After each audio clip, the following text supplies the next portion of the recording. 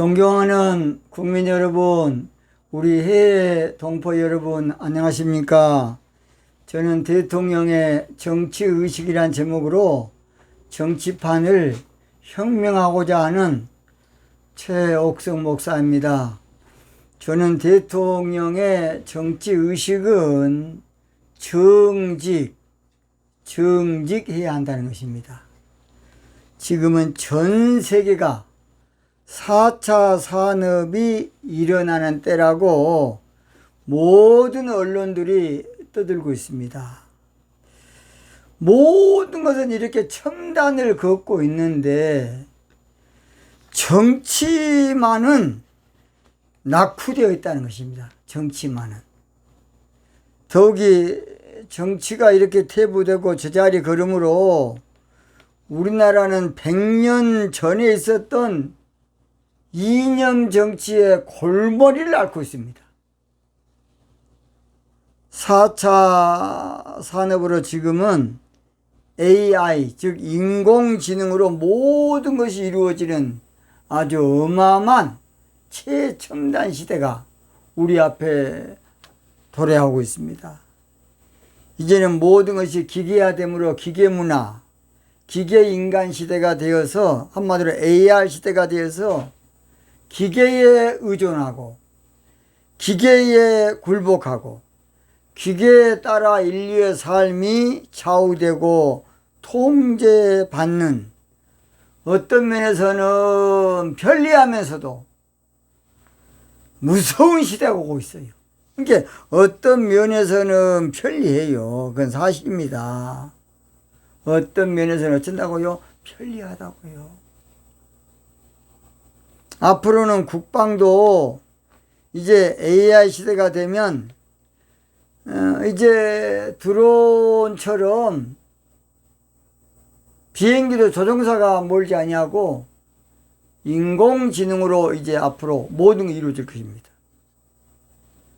이제는 탱크도 무인 병사가 이제 참 나라를 지키는 이 무인 병사 시대, 무인 탱크 시대, 이런 무서운 시대가 오고 있어요. 그래 앞으로 국방은요, 사람이 하는 것보다 기계가 한 것이 훨씬 인명 손실도 없고 좋은 때가 지금 오고 있습니다. 앞으로 택시도 이제 운전기사가 없는 시대가 이제 올 것이라고 다들 말하고 있지 않습니까? 택시만 아니라 모든 차량들이 인공지능만 부착시켜 놓으면 아무 필요가 없어요. 운전사가. 이제 비행기도 조종사가 없는 시대가 올 겁니다. 조종사가 필요 없어요. 그러니까 초음속으로 비행기도 그냥 날아가 버린 거예요. 조종사는 사람이기 때문에 초음속 어느 단계까지만 가야 진짜 초음속은 이건 사람이 감당 안 된다는 것입니다. 그러다 보니까 인간성을 잃어버리게 되므로 잘못하면 우리에게 그 모든 것이 흉기가 되어서 우리 인류에게 재앙이 되고 인간에게 저주가 될 수가 있어요. 과학의 발달이 이렇게 우리에게 유익만 된 것이 아니라 또 그만큼 우리에게 위협이 된다는 것입니다.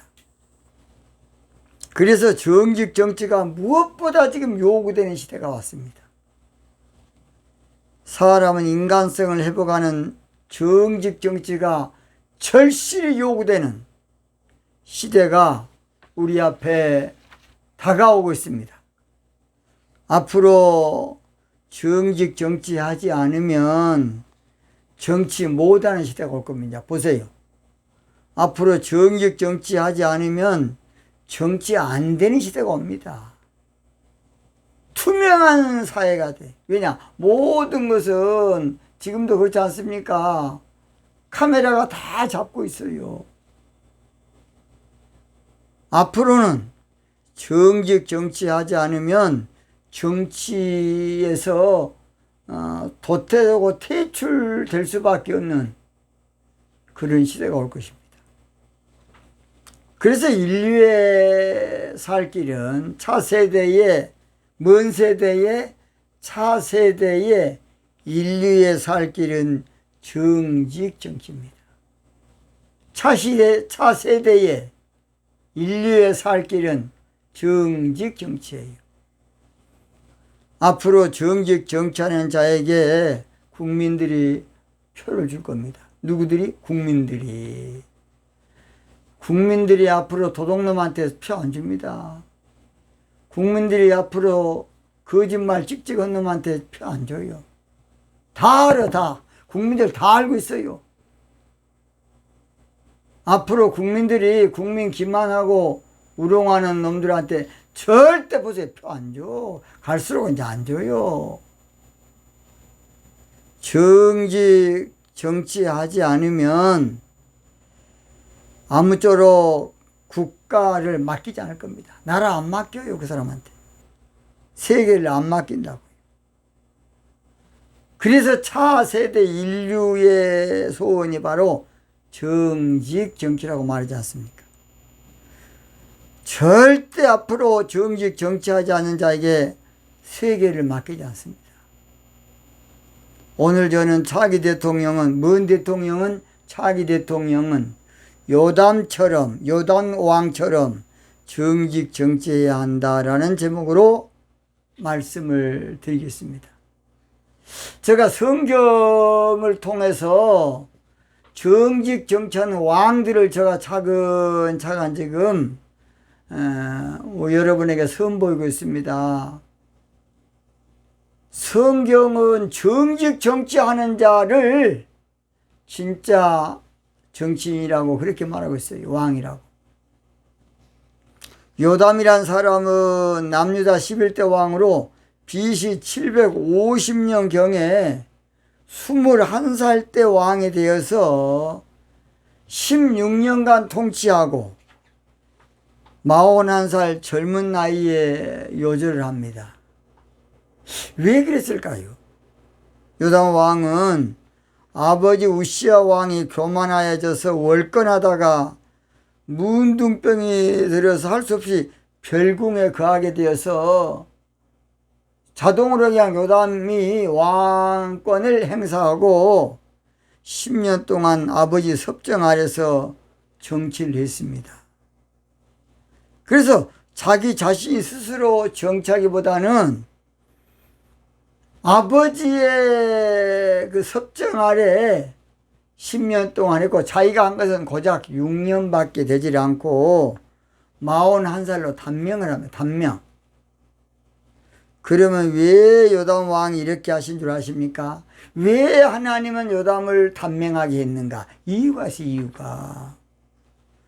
요담 왕은 정직 정치를 했지만은 부친 우시야 왕의 영향으로 성전에 들어가기를 꺼려했다는 것이에요.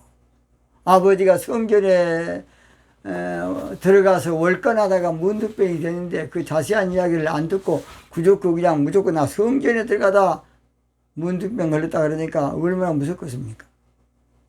그러니까 성전에 들어가기를 꺼려했다는 말은 기도하지 않았다고 말이에요. 하나님 멀리 했다고 말입니다. 정직 정치는 했지만은 하나님을 도외시하는, 하나님을 그저 상관이 없는 그런 정치를 했습니다. 그러다 보니까 우리 하나님께서는 요담을 빨리 끝낼 수밖에 없었어요. 여러분, 사울 임금, 이스라엘 초대 임금 사울입니다. 사울이 왜 죽은 줄 아십니까?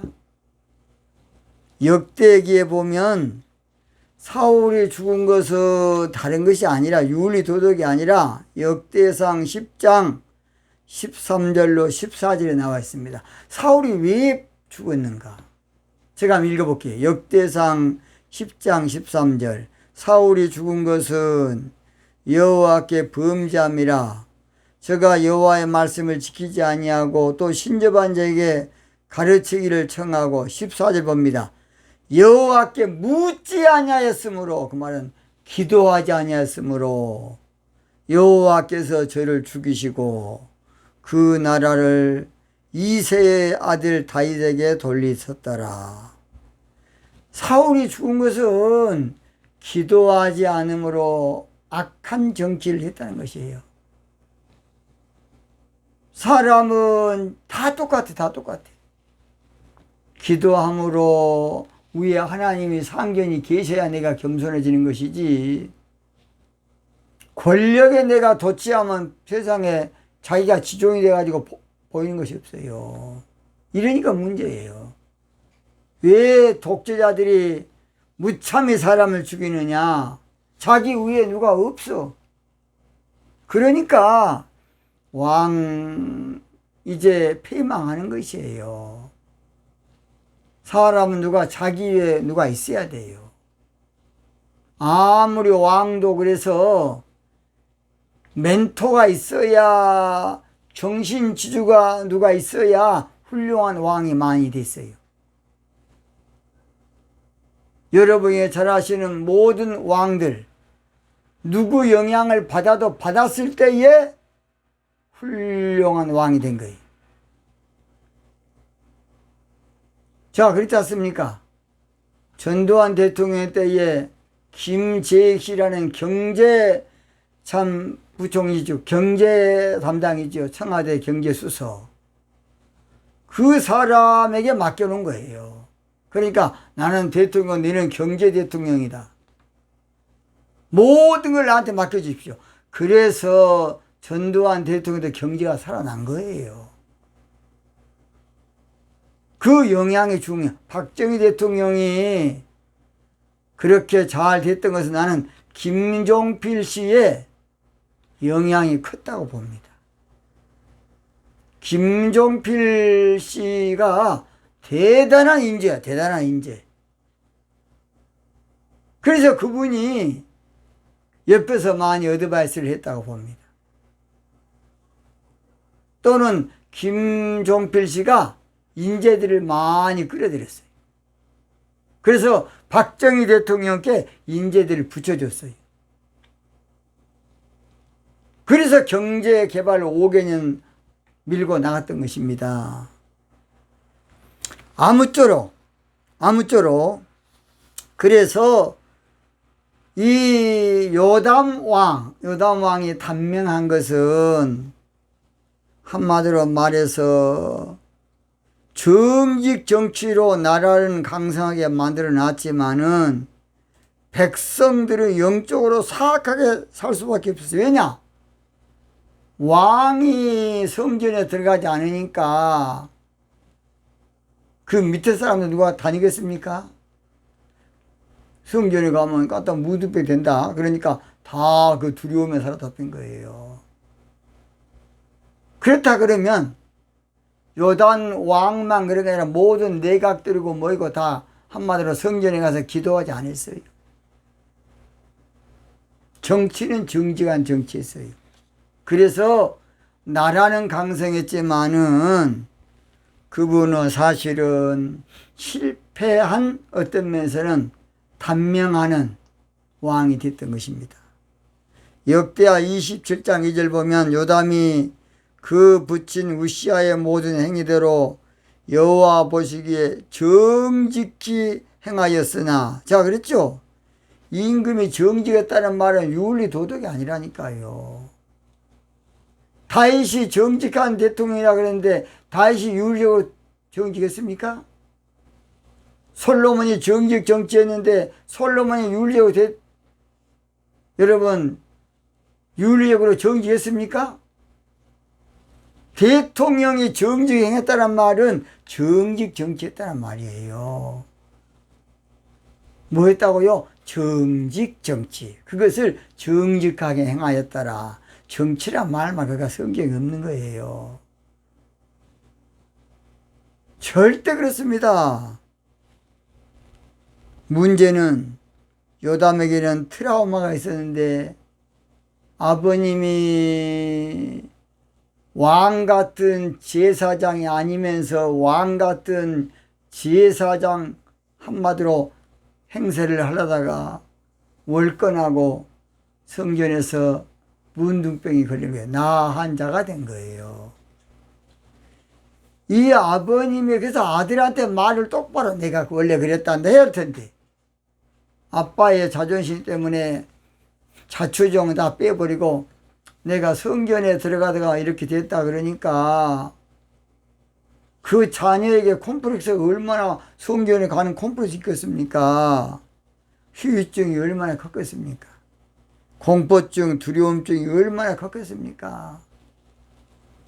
사실 그래서 부친 우시아가 아들에게 자기 잘못된 것을 철저히 이야기해주고 내가 이랬단다. 그래야 맞을 텐데. 무조건 거두절미 다 잘라버리고 뭐 잘라버리고 앞뒤 다 잘라버리고 거두절미하고 나는 성전에 들어가다가 이렇게 내가 나 환자가 돼가지고 결궁했다. 그러니까 아들이 성전에 들어가서 기도하는 것이 얼마나 나 아깝다 하면 또 나 문득병 되면 어쩔까? 그 얼마나 컸겠습니까? 이게 불행입니다. 불행입니다. 불행. 사람에게 한번 학습이 잘못되면요 이거 오래갑니다. 그래서 여러분 자익사상에 빠진 분들이 나빠서가 아니에요. 한번 것이 딱 되니까 모든 자기의 관점이 정반대가 돼서 그런 거예요. 왜 동북공정이라느냐? 중국 관점에서 역사를 하니까 동북공정이 생긴 거예요. 일본도 마찬가지고 자기 관점에서만. 자, 우리나라 관점에서 하면 다 지금 만주가 우리 땅입니다. 우리 땅. 더 크게 보면 환단 고기를 이제 또 하면 유라시아 다 우리 땅. 황국.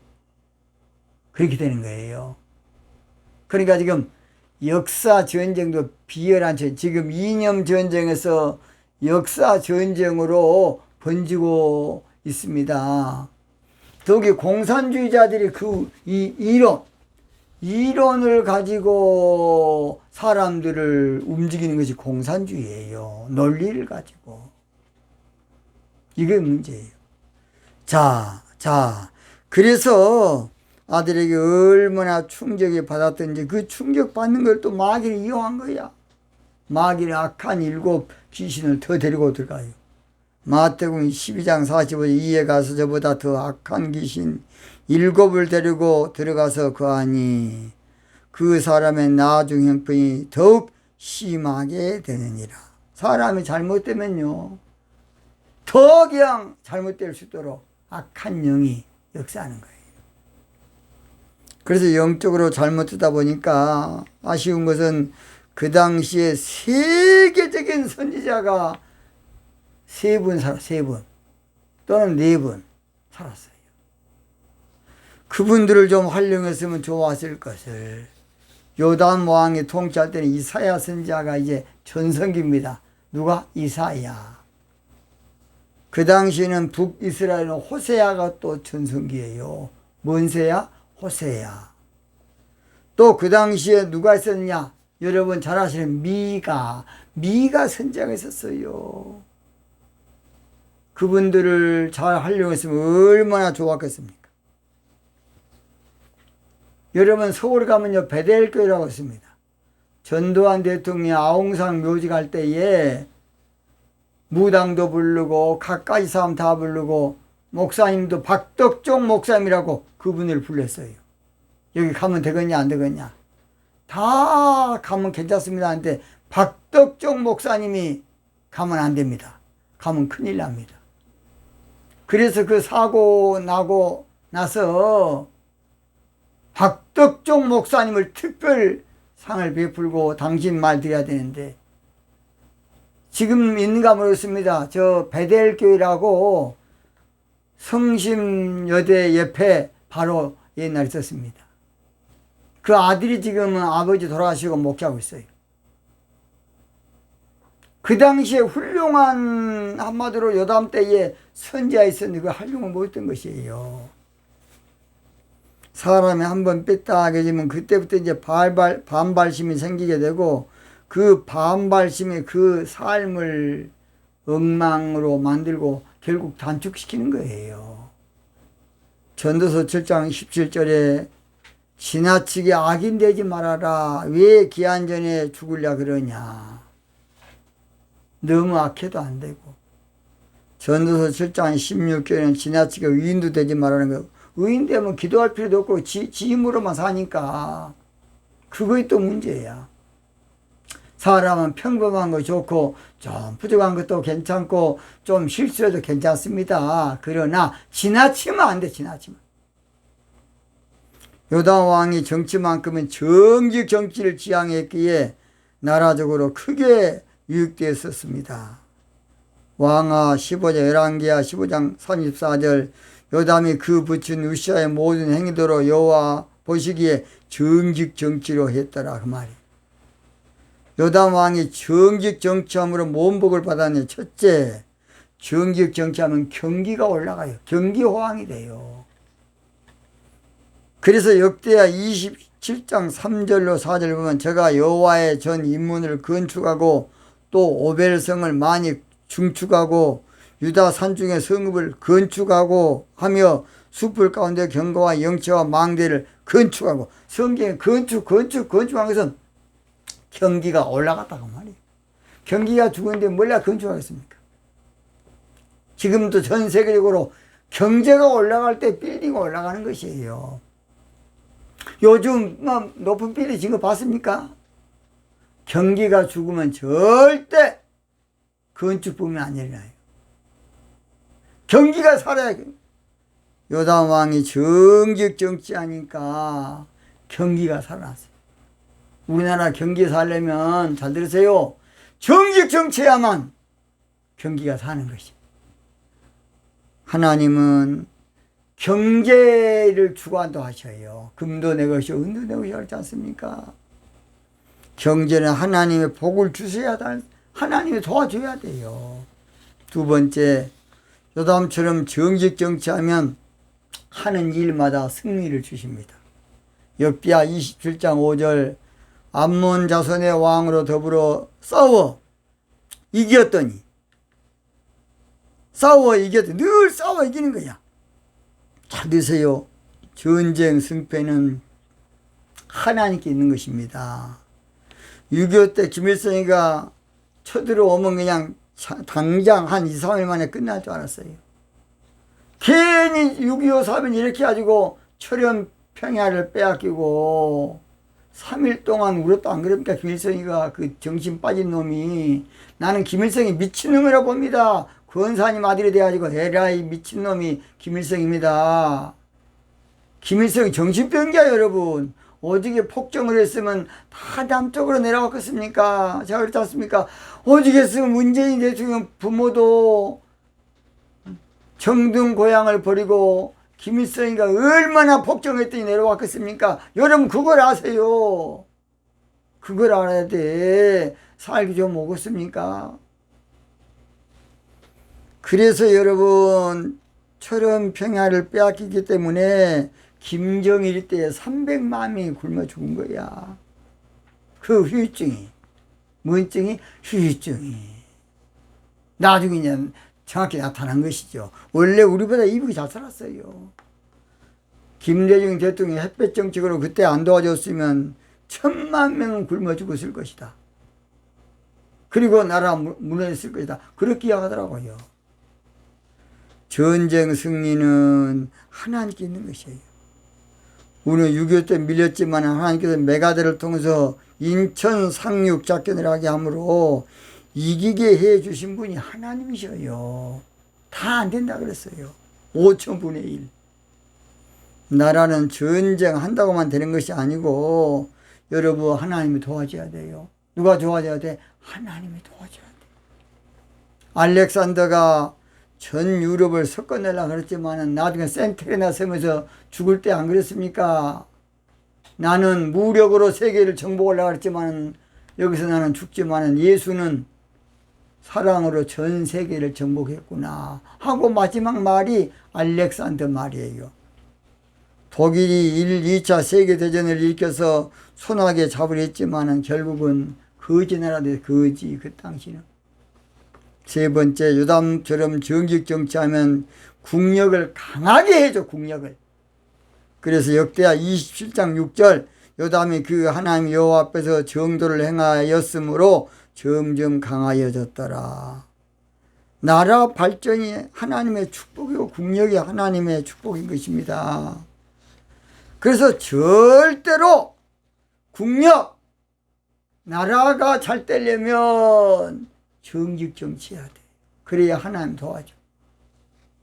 거짓말로 우선에 눈 가리면 그때는 맞아. 안 맞아요. 저는 오늘 이제 결론을 마치겠습니다. 원래 요담 왕은 정도를 걸은 어쩌면 육적으로 착한 사람이에요. 진실한 사람이고 선한 사람이고 조심성 있는 사람이에요. 그러나 성전에 들어가서 기도하지 아니하고 삶으로 한마디로 말해서 마귀한테 속아서 나라 망한 것입니다. 먼저 탄명하게 된 것이. 차기 대통령 요담처럼 정직 정치할 대통령이 나와야 돼. 차기 대통령 요담처럼 정도를 걸을 대통령이 나와야 되겠어요. 차기 대통령만 잘 뽑으면 우리나라 자유통일 될 겁니다. 우리나라 잘 살게 되고 형통하게 되고 세계 최고 국가 되고 인류 국가, 세계 중심 국가, 세계 패권 국가, 차세대 세계를 지배하는 국가가 대한민국이 될 겁니다. 국민 여러분, 절대로 정직 정치입니다. 차기는 정직 대통령, 정직 정치할 대통령, 정직 정부 만들 대통령, 정직 운동할 대통령을 뽑아야 되겠습니다. 구호 한번 해주고 마치겠습니다. 요담 왕처럼, 먼 왕처럼, 요담 왕처럼 정직 정치할 대통령을 뽑기 위해서 뭉치자! 하나 되자! 기도하자! 오늘 여기서 마치겠습니다. 대단히 감사합니다.